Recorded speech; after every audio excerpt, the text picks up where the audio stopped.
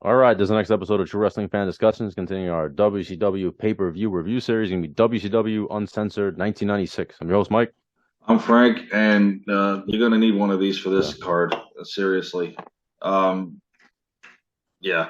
March 24th, 1996, from Tupelo, Mississippi. A capacity crowd on hand on this one, 67th. No, I'm just kidding. 9,000 fans on hand there. And, this is the second year in a row they've done it in Tupelo. So, this is becoming like the Great American Bash would be in Washington. This is it's become custom in Tupelo. You had Tony Schiavone, Bobby Heenan, and unfortunately Dusty Rhodes doing the commentary. That was one of the things that bothers me. I love Dusty Rhodes as a performer and whatnot, but on the microphone, commentating, I wasn't too crazy about him. Yeah. I had to kind of keep up on what he was trying to say.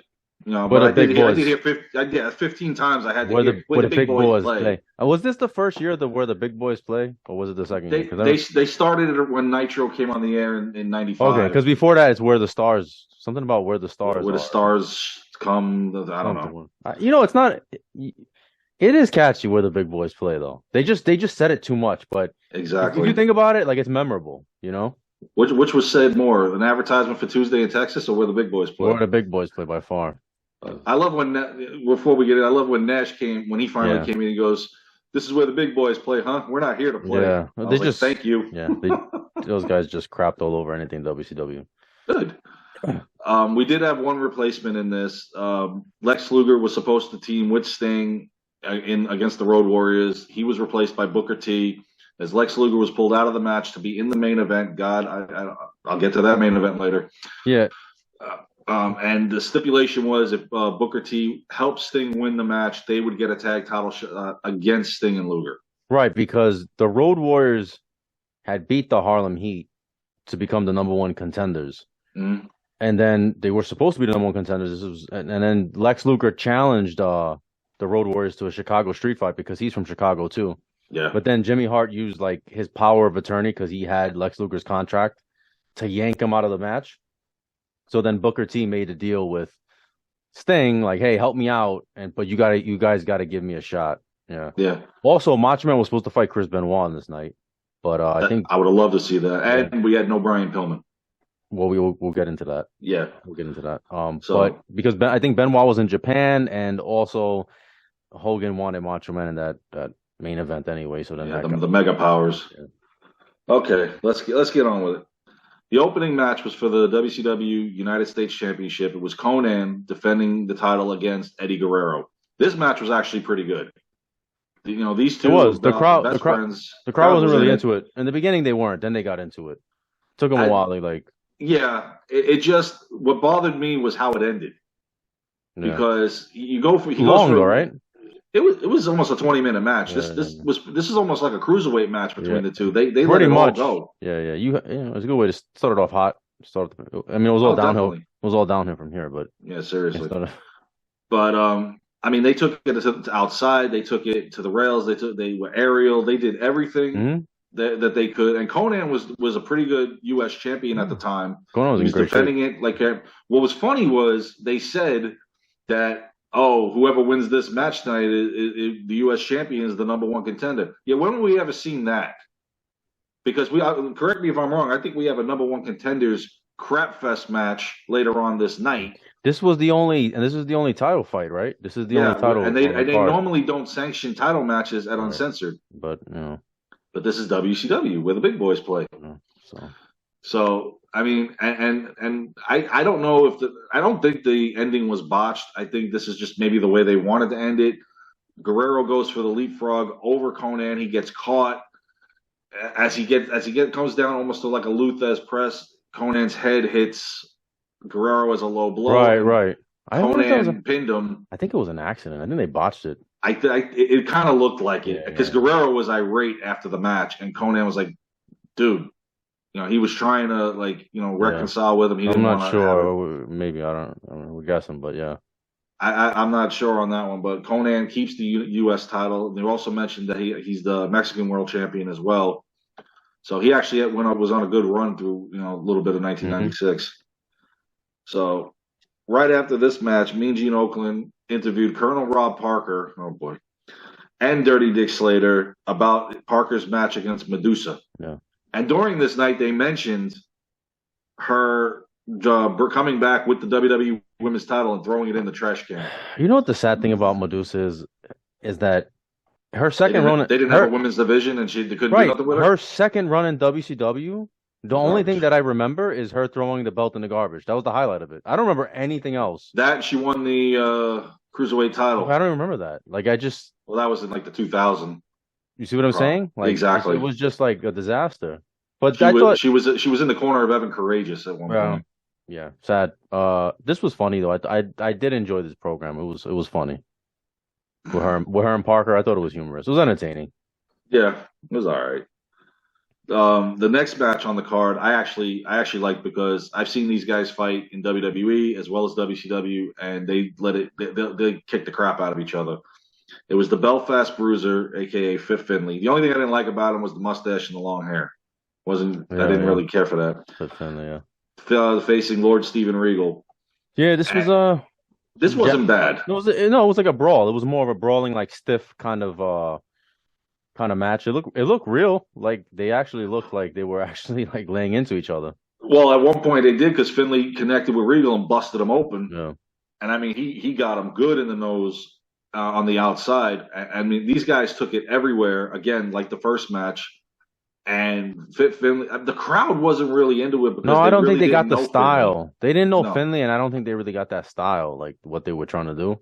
Exactly. Yeah. Later on, Finley got some traction with the fans, but at this point, it's just like, eh. Yeah. And of course, the match ends, in a disqualification due to Dave Taylor and Bobby Eaton coming down because the trio of the Blue Bloods. Yeah. Coming down and attacking Finley. So Finley wins the match over Regal here by disqualification.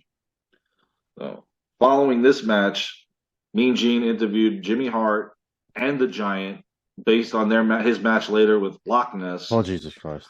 Yeah. The winner becomes the number one contender on Nitro the next night to face the Nature Boy Ric Flair. But how? So... so for those who don't know, Loch Ness was Haystacks. That was his name, right? He was over in the UK. I mean, I don't really know much about that era, but he was a big name over there. By the time he got here, he was almost about 50 years old. He was, he wasn't in great health. The guy could barely move. He was just big. Yeah. So they brought him in. He joined the Dungeon of Doom for a cup of coffee, and then was supposed to be in the main event. He's supposed to be in the main event, and then Jimmy Hart kicks him out of the Dungeon of Doom, and then the Giant, I remember Giant attacked him like on a Nitro. Or maybe it was he did attack him on a Nitro, but I think that Loch Ness started it first. I think. But if you remember, we didn't review this yet. But if you remember, it was the pay-per-view before this, which was what would that be? Super Brawl '96. After the cage match between Hogan and the Giant, Loch Ness comes out, and the Dungeon of Doom is like holding him back, like he wants to get to Hogan. And supposedly Jimmy Hart promised him a match against Hogan. So he gets shafted. He gets pulled out of the main event, pulled out of the program with Hogan, which it wasn't going to work anyway because he couldn't wrestle. No, yeah. So then they shifted to this. And at one point, I think the Giant was supposed to be in the main event too. I think at one point. Yeah, they pulled him out too. Yeah. For this match. Yeah, well, for this stinker. And the Giant kept saying how the belt was his. Right. Yeah, he was going to. He does win the title the next night. For those that don't know, he does beat. Yes. Yeah. Well, that's that Bischoff used. His Nitros were like pay-per-views, and his pay-per-views were supposed to be like Nitro. He had it flipped because he was ratings crazy. Yeah. And in 1996, it really didn't. At this point in '96, it really didn't take much to beat WWE at this point because the business is so bad from '95 into '96 that they're both starting to pick up, but. He had the roster and the momentum right now. Like something this awful could actually beat them, unfortunately. So I did. I did like the Mean Gene interviewing the Giant. It was kind of fun. It was even. He was in great shape too, though, right? Giant, the shape that he was in. When he was young, he was in shape. Before he let himself go. Yeah, smoking cigarettes and drinking booze in the ring before he left. That was funny though. That was funny. It was. Following this, Mean Gene interviewed Loch Ness. Oh, Jesus. The only thing that was funny about that was the fact that he said, I could hook you up with a dentist, a buddy of mine. So the look he gave him? Just looking at it. I don't know if that was real, man. That look that he gave him looked like he wasn't going with the joke, man. I don't know. No, and he said I was promised Hogan. Yeah. I was pulled out of the match. Now I'm going to be the #1 contender. And I'm like, Yeah. oh boy, Well, he's please not no. gonna have a job much longer because he gets out of here right away. Yes, he does. A lot of these guys He wasn't kind of do that. he was in poor health. Unfortunately, he dies a couple years later. I think he had lymphoma. Was that what he had? He I passes think away a so. couple years later. Yeah, Yeah, it was sad. unfortunately. Just don't know why Bischoff brought him in because you could see he wasn't in good health. You could see like he Big couldn't boys move. play. And they had him billed at 700 pounds. He was. I don't think he was. He wasn't 700. He 700 was pounds. big, but I don't think he was. And I he wasn't would six. say And he wasn't four, 6'11". I don't think he was 6'11" either. He I was would say big, but 450, 500. yeah, Maybe. maxing out at 500. I would say if I had to guess. Yes. Yeah. But he was a big dude, and unfortunately, yeah, his wrestling abilities. At that point, yeah. When we get to the match, we'll explain what happened. Now, the next match was Medusa versus Colonel Robert Parker, and this was a less than 4 minute match. She actually did pretty good against him. She slammed him. Yeah. Parker, to me, well, oh my lord, I don't know what to think of Robert Parker. I really don't in this case. Yeah, but I think he did a good job getting her over, though. Getting Medusa over. Yeah, why they had the match, I have no idea. It was silly. I thought it was funny though. I enjoyed Medusa facing Paulie. Medusa was good, man. Yeah, Medusa was good, man. They bring her back for no women's division. That's the problem. Medusa was way better in WCW than she was as Alundra Blaze, I think. Oh, definitely. Well, in WWE there was no talent. Vince was bringing these people in as a but just her character though. Like I just felt like they let her more natural. Yeah. She was definitely more natural as Medusa. Yeah. Even when she was in AWA, before she made the trip to NWA, WCW, she was Medusa, and it was more natural that she came out that way. Uh-huh. But I mean, this match, typical Rob Parker. Dick Slater comes down.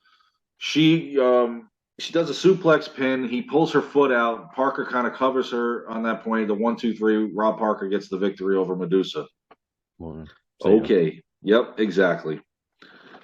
The next thing before the next match, Lee Marshall had interviewed the Road Warriors, and what's funny is I don't know if you caught this. The main event game plan was actually on the board. Yeah, it was on the as far as who's going to be where. Yeah, and I think this guy's name is on it. Pillman's name is on. Pillman's name is on the. Yep. I saw Pillman's name and I was like, okay, this baby was supposed to be a 2-on-9. No. But somebody didn't show.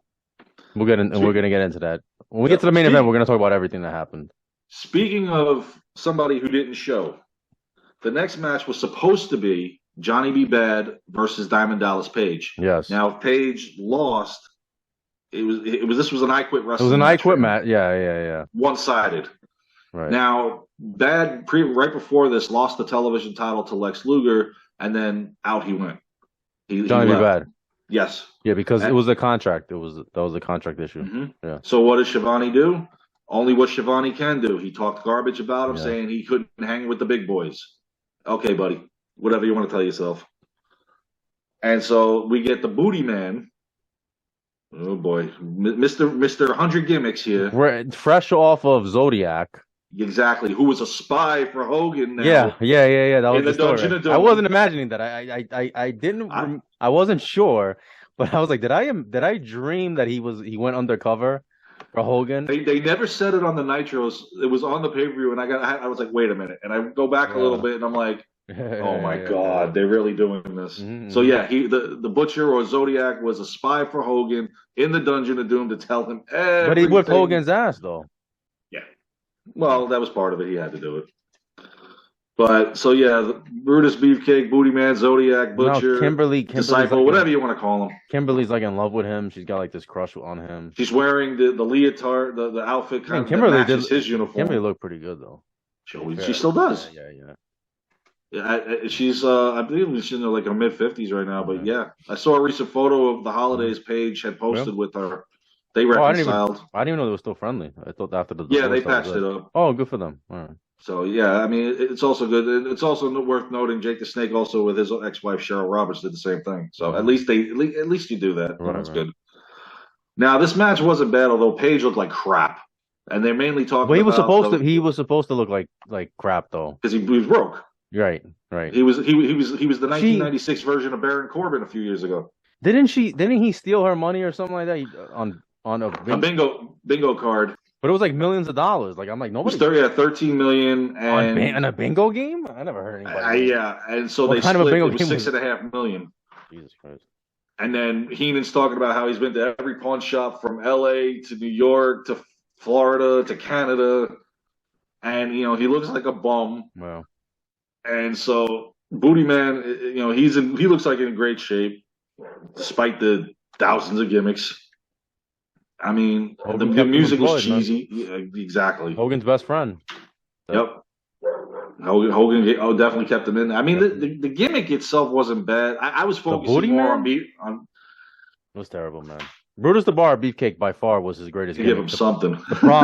The problem was that WWF owned Brutus the Bar Beefcake, so so they couldn't use the name. Yeah, so. He could still wrestle. I can at least give him the credit for that. He was still good in the ring. He took Paige to pillar to post in this one. Paige is falling all over the place. Selling it. It's funny how it ends. Paige goes and kisses Kimberly. Yeah, and she's like all like a high school girl. Like, oh my god. Yeah, she's like, oh, he's gonna be my boyfriend. Yeah, he's so hot. I wasn't buying it. But she pushes him away. Booty Man hits him with a knee drop. This is where I didn't understand this. Hits him with a knee drop and pins him. And I'm like, really? A knee drop did this? What happened to the sleeper hold? I know you can still do that. Yeah, but then DDP doesn't even quit though. No, he doesn't. That's the best part. He's still there. Yeah. It's uncensored. Whatever's supposed to happen won't happen. Yeah, it's not supposed to make sense. So, not this pay-per-view. Anyway, moving on. Right after this, Mean Gene had interviewed Jimmy Hart and Lex Luger in regards to the tag match and the main event. And then following that, unfortunately, it was Loch Ness with Rey Mysterio's entrance theme. Yes. I like that theme music too. It really is good. It didn't fit. I don't know if it didn't fit Loch Ness. You should have did something like an earthquake thing or something. But isn't it ironic? Like that music was like one of the biggest guys, and then it goes to the smallest guy. Exactly. Yeah. But it helped the smallest guy become what he was. So Loch Ness is going to face the Giant. Number one contenders match. Lord Jesus Christ. Mm-hmm. And what's funny, I love the slap in the face that the Giant did because I gave it a thumbs up when he wins by leg drop. But he said this was for Hogan. This is for Hogan, yeah. Well, because he wants Hogan. They're still in their feud. Did you see that Giant almost killed himself when he jumps over the turnbuckle? Oh my God! I was like, dude, what are you doing? You're not supposed to do stuff like that. No, he was pretty agile back then. Yeah. Don't do it now. Yeah, this was a stinker. It was like 2.5 minutes, I think. Seriously, it was a short squash match. I mean, and the fans weren't in it. This was a heel versus heel match. Monster versus monster, and it was just a stinker. And unfortunately, and that's the end of Loch Ness in WCW. Yep, and the Giant becomes the number one contender, and will get his title back the next night. Yep. Now, following that, Lee Marshall, never cared for this guy. I think I actually liked him more than was it Mark Madden? Big guy, small hands, creepy. Lee Marshall had interviewed Sting and Booker T, and Sting's telling him, I want you to he's trying to fire him up. Oh, geez. I'm going to knock you out, sucker. He goes, that's what I need. That's what I want. This was great stuff, man. And Booker T he said it was going to turn into a Harlem Street fight, and it did. Oh, yes, it did. We'll get into I think that was the best match of the night. Oh, yeah, hands down. Not even close, yeah. Mm-hmm. And speaking of that is the next match on the card. Chicago Street Fight, the Road Warriors versus one half of the tag team champions, Sting and Booker T from Harlem Heat. Yeah. Unfortunately, Road Warriors aren't the same at this point. 96, the shine is off of them. They're not the same physically. You can see they can't really do the things that they used to be able to do when they were younger. Yeah, and this is like their 1 year in WCW they weren't there very long. Transitioned back 6 to months. WWE. Yeah, I think they were like 6 months. Yeah. Yeah, because then they signed back with Vince, and they were in WWE for a couple of years. Well, this was cool to see something different, to see Sting and Booker T together. Yes. Remember, at this point, Booker T's a tag wrestler. Yeah, in the Harlem Heat. So like Harlem Heat is now just coming over being a fan favorite now at this point. Yeah. And I loved Harlem Heat. Harlem Heat was, I've said this, they were my favorite tag team in WCW. Yeah, but Booker and Sting worked well together. Yes, they did. They tried something different. Only thing I didn't like with the chair shots were a little. They didn't connect. Like they just little hits. They're trying to be careful, I guess. I don't know. it was funny how many times Sting was heading back to the where the Doomsday cage is, and Heenan's like, "Oh, he's leaving him. He's leaving him." And comes back with chairs, brooms, or Animal came back with brooms. Right. I mean, these guys just fought all over the arena. I love the fact, and this was a 30-minute match. It was a little too long. Yes, it was, especially for a street fight. Something like this usually is about 15 minutes. Yeah, yeah. Mm-hmm. And so they take this to the back. I love the fact that they're fighting. Luger's back there, gets mustard or whatever. Because he's in the mirror. Luger's like fixing his hair or whatever he's doing back there, and he gets. And then all of a sudden, he gets involved in the match. Stevie Ray gets Animal. He starts beating up Animal. Stevie Ray got involved. They just give him Animal a beating. Yeah, Animal hit Luger. Then Luger and Stevie Ray beat him down. They take Animal to a post. Yeah. It became a 2-on-1 handicap match now. Yeah. Stevie Ray comes out. He hits Hawk with the chair. Booker pins him. Yep, that's it. He turned into a Harlem street fight, like you said. Chicago to Harlem, and then goes. He missed the Harlem Hangover, was the one thing I was disappointed in, unfortunately. But they had to get Stevie Ray to, smash. Oh, definitely, because Stevie Ray knows, okay, my brother and Sting win this match. We're getting our title shot. Yeah. And so, obviously, I'm going to help you. So Sting and Booker win. They're on the outside, and Booker goes, "Do I get what we were promised?" And Sting said, "Yes." And they shook hands and they walked off. Best match of the night, by far. Hands down. Yeah, I enjoyed it. It was good. So now the high spot of this pay-per-view. Now, on to the main event. Oh Lord Jesus! A Doomsday cage match, 2-on-8. It was supposed to be 2-on-9. Yes, Pillman did not show up. So, okay, so let's go over this. So, from what I've seen different interviews with Bischoff, Sullivan, Arn Anderson, I lean towards Sullivan because Sullivan was the booker at the time. Yeah. He was the booker man. He said that the original match was supposed to be Macho Man and Hogan versus the Giant and I believe himself. And that Hogan was like, "No, brother, it should be 8 against 2 or 9 against 2. And that Pillman was hot at the time. Yes. He was just getting over. He was doing his like wild, he's out of control. I think was he going right around the time he had done the thing with Heenan. Yeah, and where Heenan accidentally cursed on Nitro. Yeah, he grabbed him by the neck. Yeah, he was with them because I think it was the Nitro prior to this. In that match, what was the match? I know it was Hogan and Macho Man. Was it against Flair and Sullivan? I could be getting the match wrong, but it was on Nitro, and that's when you saw the whole Alliance Stand Hulkamania. But during that match, Pillman comes out, and Hogan apparently wanted to squash him. So Hogan. That's Hogan. So, but you can watch during that Nitro, Hogan tries to grab him, and Pillman just like wiggles out because he didn't want Hogan to squash him. Yeah. So every time Hogan grabbed him like 3 or 4 times, like after he interfered on the outside, and he would not let Hogan get his hands on him because he knew Hogan was just gonna like leave him there to look like crap. So Hogan apparently wanted to squash him in this match, and so Pillman said, "The hell with this," and he went and he had throat surgery. He didn't have to have the surgery at that moment. He went and he had throat surgery, so he couldn't participate because he was supposed to be in this match, and he was on the Nitro like right before this. And like we said, they had the game plan on the chalkboard where each wrestler was going to be. Mm-hmm.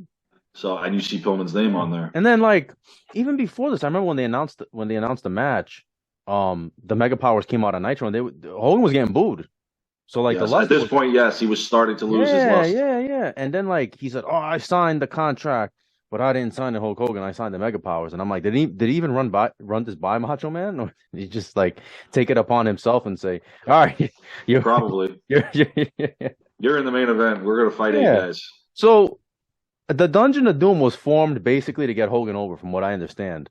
Hogan wanted to get over somehow and relive the 80s, and so they created like this heel faction that was super cartoony. Seriously, this would have worked in the 80s, I think. Yeah. The problem is this is 1996. It's the business is changing to a different model of the business. As far as the concept and the type of matches you're having, because you remember now ECW is starting to everybody's starting to get an earful of that. So they're looking over there and seeing those type of matches. Then they're like, okay, we need to get a little bit more aggressive with the times. And this is straight out of 1988. Yeah, and they brought back Zeus.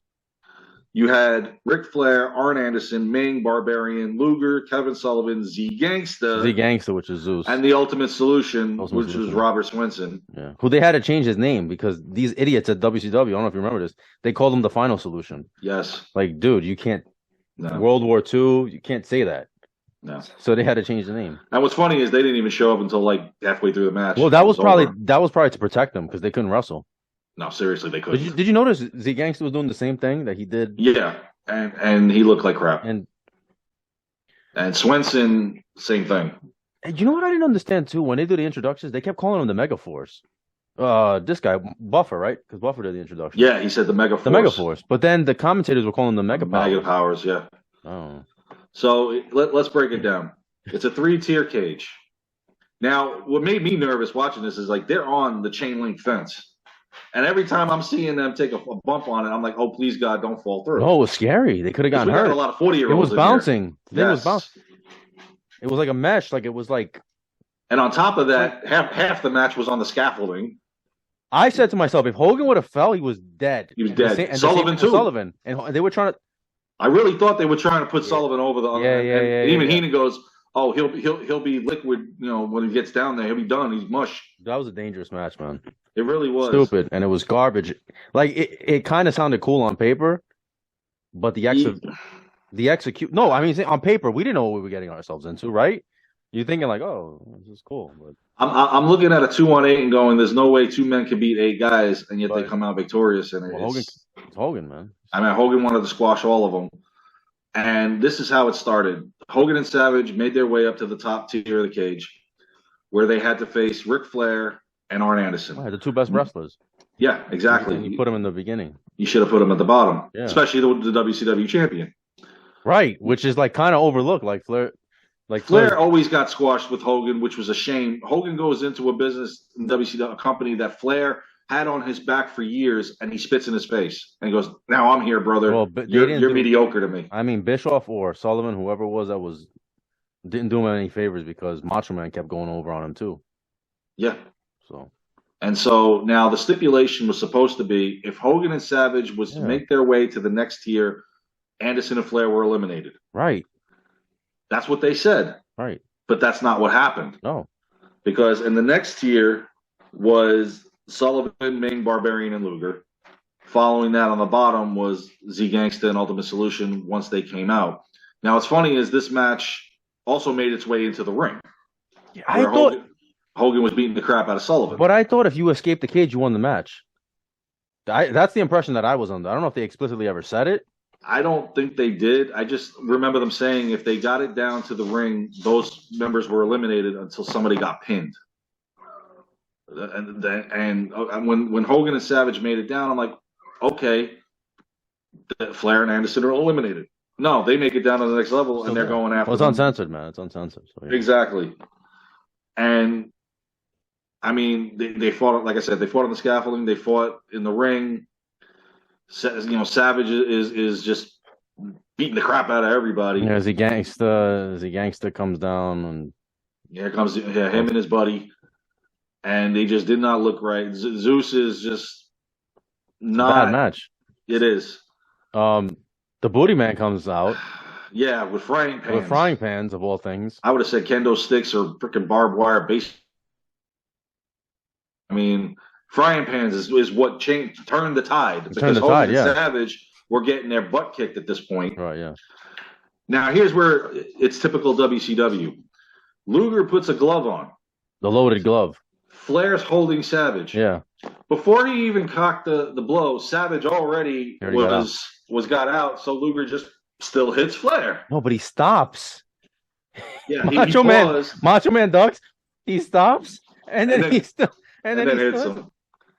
And Savage pins Flair, a guy that was supposedly eliminated. What a botch!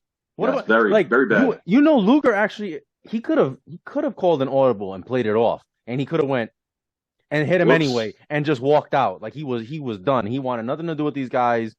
Yeah, this was his one-off. I did. He got finagled into that because of Jimmy Hart. Yeah, but they didn't even play it off. No. Not only that, Macho Man and Hogan's like, let's get out of here, brother. And they're leaving, and it's like Macho Man remembered, like, oh, wait a minute, I got to pin him. And he goes back. And then Very, very, very, very bad ending. And wouldn't Luger have broke his hand if like he had a loaded glove and he punched? He probably would have broke his hand too. Yeah, some damage would have been to him, but I mean, And Flair gets pinned again. The champion gets pinned by Macho Man again. yep. I'm telling you, man. And this is Hogan telling the Booker, "I want to beat 8 guys." So you just meet 8 guys, including the world champion, look very bad. Yeah, like garbage. I mean, this was just typical Hogan and creative control. I did like how Bob. Yeah, that's exactly what happened. At least according to Sullivan. Bobby Heenan went off. I was laughing though. Bobby Heenan was because he wanted Hulkamania to die. He's been trying to kill Hulkamania for over a decade now. I love it. And he's going crazy. He's going off. I guess they blame Luger, right? I guess they blame Luger for losing the match. I believe. I don't know if it's after this or during. Either way. Yeah, the tide kind of changes, but then shortly after this, we're heading into the NWO. Isn't that something though? But isn't it something how cartoony this is? And then we get the NWO right after this. Exactly. It's kind of wild. It was a total It was a 360 turn for Eric Bischoff. I think he realized at this point, okay, I'm starting to look like WWE at this point. He said after this that he realized like, oh, I can't. This is too cartoony. Who cartoony? And Sullivan says that he did it for Hogan and that. It was Hogan and his politicking, but he also felt like if I appease Hogan later on the line, he'll trust me. So maybe if they had more than just the two of them in the ring, if it was maybe 4 on 8, I could buy it a little bit. If he had two other people in the match with him. But the Dungeon of Doom was so cartoony, man. It was so. It seriously was. They moved Avalanche. They turned him to Shark. Then you have the Yeti. I mean, it was really just. We should do a Dungeon of Doom episode. Oh, Lord. If anybody wants to see it, let us know if anybody wants to see it. Please comment on that. Because it's funny. We'll do it. It's like a guilty pleasure of mine to watch like Dungeon of Doom clips because it's so out there. So cartoony. I'll never forget Hogan walking through the thing. Oh, when he made it over there and he was what was it called? I don't know what it was called. The Dark Side or whatever? Something like that. Am I? There's no Hulkamaniacs here. Oh, it's not hot. In any event, the alliance to end Hulkamania did squat. It almost ended WCW is what it almost ended. Yeah, and then I believe shortly after this, Hogan took his little hiatus until he showed up. Yeah, it wasn't too much longer. Yeah. Because they were really booing him. They were. I mean, I got to agree. I mean, well, he's having Watch the Nitros against Big Bubba and all that. Watch the Nitros before this when he's fighting Arn Anderson and all that and teaming up with Macho Man. They were booing Hogan. You could hear them. You could hear it. He was getting cheers, but you were. It was like 1992 all over again when he was getting booed. I think it was worse. On Nitro, it was. Yeah. I remember it. Yeah. So, but I mean, in any event, it is what it is. Hogan and Savage get the victory. The Mega Powers or the Mega Force, whatever you want. Whatever. It don't matter. And I love when they just real quick. He took Michael Buffer's microphone. He's beating the crap out of himself. Yeah. And he broke it. It was funny. But whatever. It was what it was. Oh man. All right, well, you guys let us know what you think about this pay-per-view. Please like, comment, share, subscribe. We'll see you guys soon. Take care.